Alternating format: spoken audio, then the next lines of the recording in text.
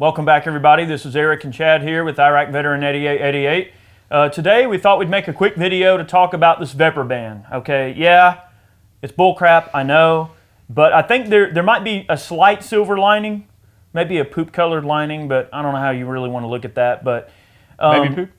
Maybe, yeah, maybe baby poopish. I don't know really how to approach that. But all right. Anyway, it does suck, and there's a lot of people that are breaking out the pitchforks and the torches and all other means of peasant wielding. How could this happen under Trump? What? No. Yeah, exactly. We got Trump. Ah. But before everybody starts throwing Trump under the bus, we have to remember that this does involve Russia.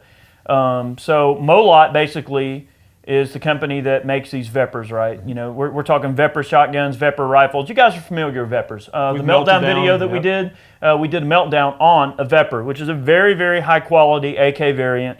They are wonderful AK pattern guns. They got nice thick receivers, good barrels. I mean, they're excellent guns. In fact, one of the best AKs on the market that there possibly is. You guys are probably familiar with the Vepr 12.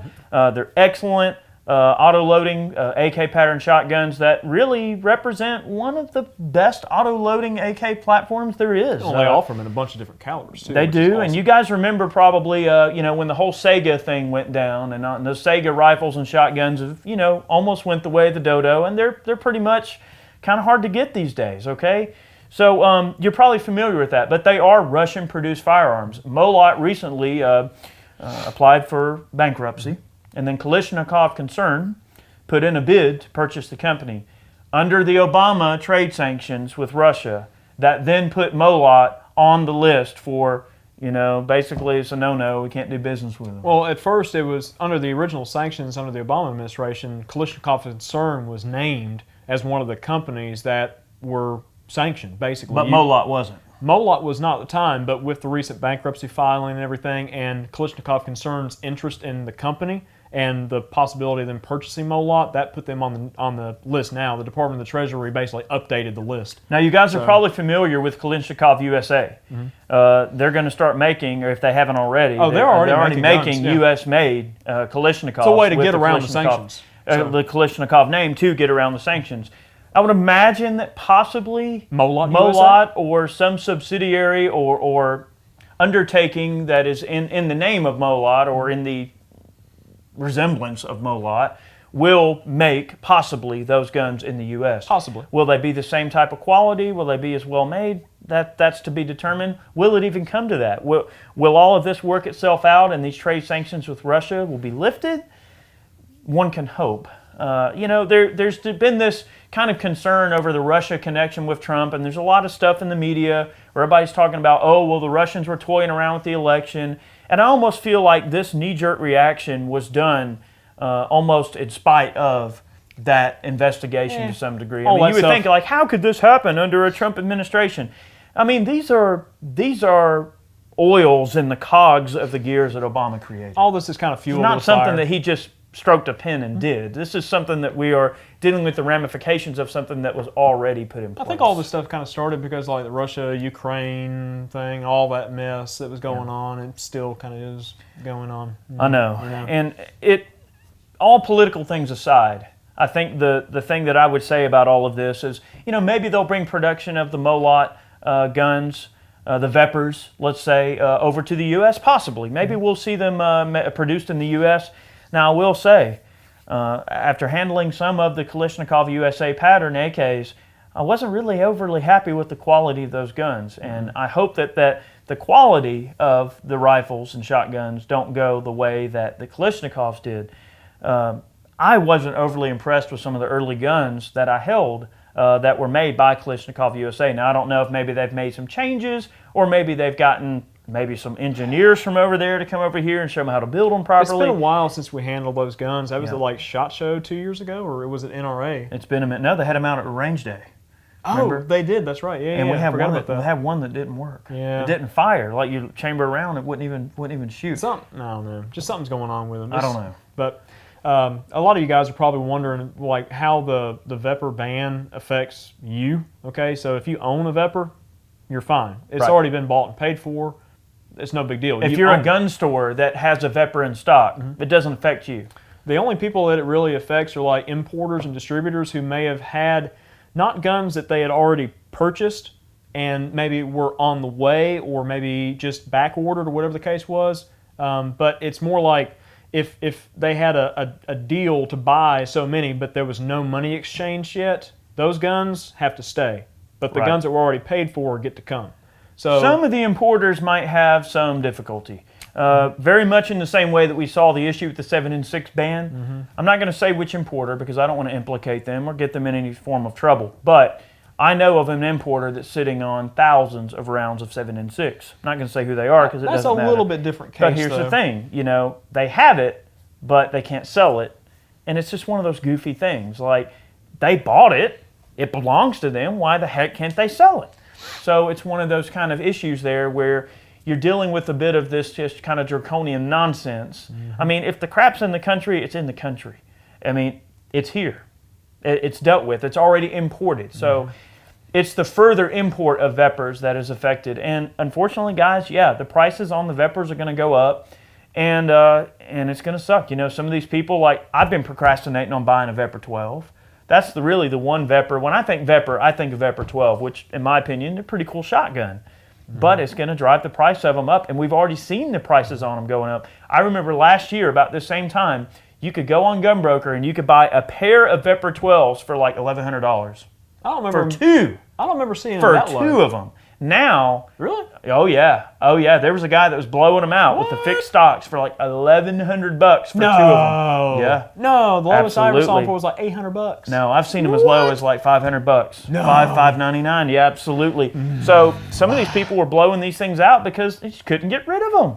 And there were so many of them in the country. There's a saturation of the VEPR 12s out there. Now, to find a left folding stock VEPR 12, now on Gunbroker, or really Gunbroker is about the only place to find them because most of your big box shops are sold out of them.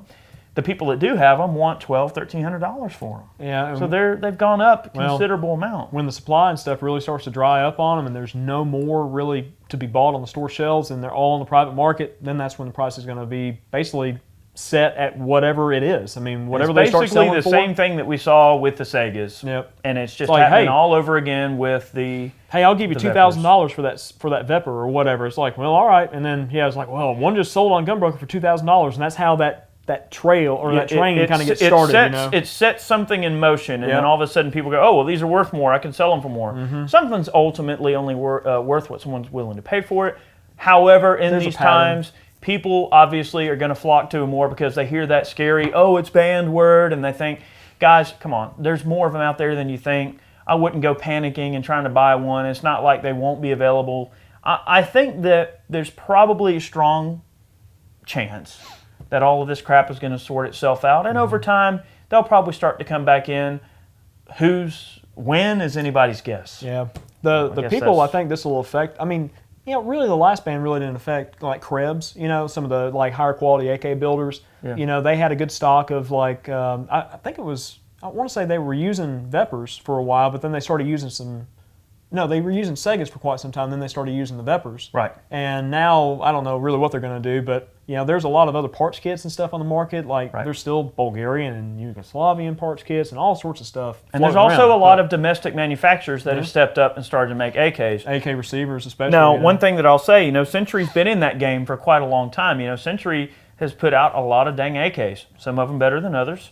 Now, their V2, version 2 of their C39 is not a bad gun. If you want a milled AK, Green Mountain barrel, I do like that gun. Pretty reasonable gun. It's got a nice trigger that Century's putting in those guns now. You've got DDI, which is putting out a lot of stuff. They're out of Tennessee up there. Great bunch of people. In fact, I would probably edge to say that the Phenacite finish that they put on those guns. I don't know if they're and doing not that. only that, but I think the DDIs are a pretty solid gun. The ones that we have are a little bit older. They've got Phenacite, but I can't remember if they kind of revamped that process a little bit. There was some issue back a while with some of the finish. They've changed the finish on that gun, haven't they? But whatever it is, they are a good gun. I mean, I've got 2 AKs, and one of them I don't even have right now. It's with Definitive Arms. There's still a lot of older guns that are out on the market that are excellent. If you can find like older Chinese Mac 90s, they're excellent. Some of the Egyptian Mahdi's, they're pretty good. I mean, I wouldn't call it like a super steady use AK, but they're not too bad. there is some light at the end of the tunnel, guys. I mean, there's plenty of U.S. companies stepping up to make AKs. PSA has got an AK that they're putting out, and it seems like a pretty dang neat gun. And I can't really say much for the quality. Maybe we'll end up getting a hold of one and just see what it's all about. I've never checked out one of those. Yeah, we only but, checked out that KSA 47, the AR, like DI 760 by 39. Well, then that brings us to the next point. So some of the people that are wanting to scratch the AK type itch, there are other hybrids out there that also scratch that similar itch. Guns like the CMMG Mutant, which is a AR, a very beefed up AR that takes AK-47 magazines and shoots 7.62 by 39. You've also got guns like the KSA 47 that you mentioned from Palmetto State Armory, which is an excellent gun. You've also got the M+M M10X Elite. That's a weird M10 Elite. I guess they're still calling it the Elite, but the it's M10X. a really cool gun. It's a true hybrid gun that takes different things from the AK, the SIG 550 series, a lot of different things that they're doing really with that gun that are pretty interesting. It takes AK-47 magazines. It is a pretty unique rifle. So I do like that. There's a lot of things out there that are not AK that are American produced. Where if you're wanting to support American enterprise, there is ways to do it. So a ban doesn't always have to mean, oh, well, you can't buy a nice AK. There's good stuff out there. You just have to kind of sift through it and see what's what. I mean, I'd stay away from some of the older centuries. Let's just say that if you buy a Russian gun, you're not a communist. There was a comment on Instagram the other day. It's like, yeah, I got a AK and a guy called me a communist because I bought an AK. I'm like, that guy's an idiot. I mean, come on, guys. You can't blame the dang guns. AKs are cool. I mean, why wouldn't you want to have an AK? So hopefully this video struck the right nerve, and maybe this kind of points some of you in the right direction.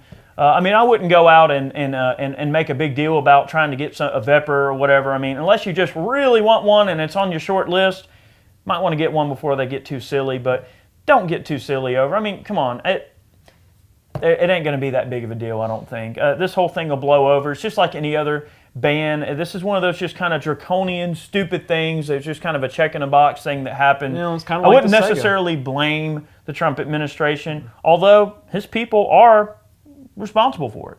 I mean, if somebody had to have made the decision to go, oh, we have to add this to the list now. The Department of the Treasury did because, I mean, it's part of the sanctions. I mean, it's law, basically. I mean, we have to deal with it. So I think it's something that it's just unfortunate. It is unfortunate. I think that the dust may settle and this thing may blow over, and they might end up being able to bring them back in again. Who knows? Maybe the Segas and the Veprs aren't gone for good. Maybe they'll be able to be brought back in. I hope one day, that our relationship with Russia is nicer, I guess. I don't really know a good way to put it, but all the crap that's going on kind of dissipates. But who knows? And the sanctions get lifted. I'd love to see that. Yeah. But I'd like to see a lot of other things in the Trump administration as far as firearms policy goes. But that's another story for another time. Another story for another day. So we've got some other things we're going to talk about in future videos. But guys, thank you for watching. We hope that we didn't bore you too bad or anything. But we wanted to talk a little bit about the Vepr ban. And I don't think it's an all-out Chicken Little complex that the sky's falling and the world's ending or anything. But just know what your options are and be a savvy buyer, guys. Don't overpay for them. It's still a dang AK, okay? No matter how you cut it. So just try to keep that in mind. I mean, they're not gold, okay? Be smart about it. But anyway, thanks for watching today's video. We appreciate it. We have many more like these on the way. We hope you learned something, and we'll catch you next time. See ya.